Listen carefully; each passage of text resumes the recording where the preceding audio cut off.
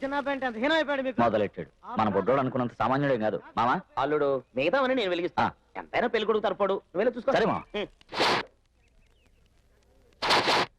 నమస్కారం మామా.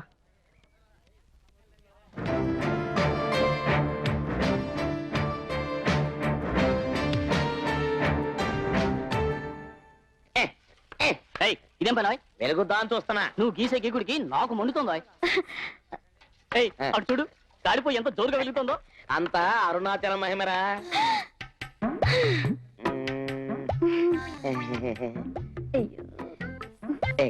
ఏంటి జ్ఞానం? ఓ పడుచు పిల్ల మొగాన్ని కన్నార్పకుండా చూస్తే దాని అర్థం ఏంటి?